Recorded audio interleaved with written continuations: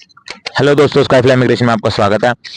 हम आज आपको यूएस के इंटरव्यू में क्या क्या पूछा जा रहा है, किस तरह से आप यूएस के इंटरव्यू क्लियर कर सकते हैं, कैसे दूसरे स्टूडेंट से डिफरेंस कर सकते हैं, क्यों 1% सक्सेस रेट है इसके अंदर इंटरव्यूज में, क्यों किस तरह से वो स्टूडेंट्स की साइकोलॉजी को पढ़ा जाता है, आज इसके बारे में बात करेंगे। सबसे पहले अगर आप यूएस का वीजा देने जा रहे हो तो आप मेंटली प्रिपेयर करो कि आप यूएस को अच्छे से जानते हो और आपको ये पता होना चाहिए आप किस पर्पज के लिए जा रहे हो, कौन सी यूनिवर्सिटी ले रहे हो।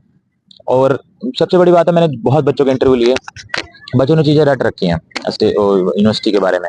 ठीक है, बच्चों ने अपने बारे में भी, बच्चे अपने बारे में डिफाइन नहीं कर पाते, बच्चों ने अपने बारे में भी रट रखी है। अगर जैसे मान लो पीछे एक बच्चा था, उससे पूछा कि the cost of study is in US is much expensive than India and so why you are applying to this university in USA. उन्होंने दो क्वेश्चन इकट्ठे जोड़ दिए, यूनिवर्सिटी के बारे में भी पूछा और एक्सपेंसिव एजुकेशन के बारे में भी पूछा। दूसरा पूछा कि इंडिया में ये अवेलेबल है तो आप क्यों बाहर जाना चाहते हो। तो अगर आपको इसका आंसर पता, आप नीचे जरूर कमेंट कीजिए, फिर मैं आपको इसका आंसर भी बताऊंगा। तो इस तरह के क्वेश्चन पूछे जाते हैं। अब क्या हो गया, डबल क्वेश्चन पूछे जाते हैं।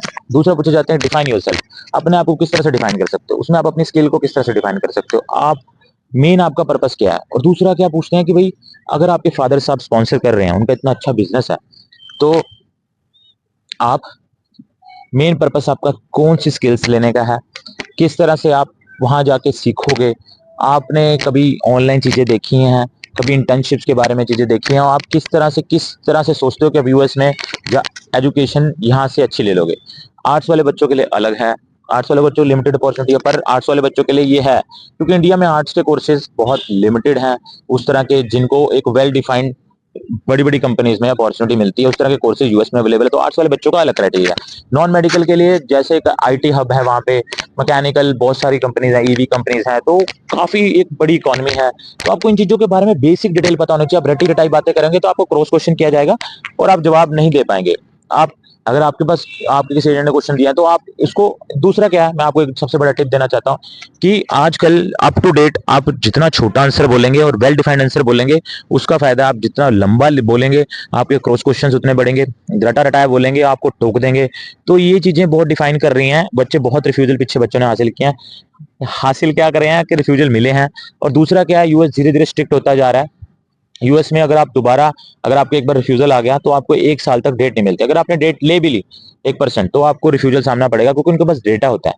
तो ये चीजों का खास ध्यान रखें, आप पैसा भी खर्चेंगे और आपको डेट भी मिलेगी और रिफ्यूजल भी आ जाएगा। अगर आपको एक बार रिफ्यूजल आ गया तो आप, मेरे हिसाब से आपको दूसरी कंट्री के लिए ऑप्ट करना चाहिए, क्योंकि अगर 1 साल का वेट करेंगे तो दूसरी कंट्री के लिए अपॉर्चुनिटीज कम हो जाती हैं। आप, एक बात मैं बच्चों को समझा देता हूँ, बच्चा जिस कंट्री में मूव करना चाहता है वो दूसरी कंट्री में पढ़ के भी उस कंट्री में जॉब अपॉर्चुनिटी हासिल कर सकता है। तो ये मेंटेलिटी देखना बंद करें कि मैंने यूएस जाना है, मैं चाहे इलीगल वे से जाऊं, जैसे मर्जी जाऊं। तो आप थोड़ा टाइम किसी चीज में पेशेंस रख के अगर आप करते हो तो उसका फल अच्छा मिलता है, और आप अच्छे प्रोसेस से जाएंगे तो आपको अच्छी अपॉर्चुनिटीज मिलेंगी। एम्प्लॉयर्स को भी कोई दिक्कत नहीं आएगी आपको रखने में, गारंटी बॉन्ड भरने में। आने वाले टाइम में आपको वर्क परमिट अपॉर्चुनिटी मिलेगी और आप स्किल के हिसाब से आप पीआर भी अप्लाई कर सकते हैं रीजनल एरिया में। तो यूएस से जुड़ा आपको कोई भी क्वेश्चन पूछना है, ठीक है, यूएस से आप किस तरह से, आप अगर आपका इंटरव्यू है तो आपको क्वेश्चन आपके दिमाग में आ रहा है तो आप जरूर कमेंट कीजिए, मैं आपकी जरूर हेल्प करूंगा।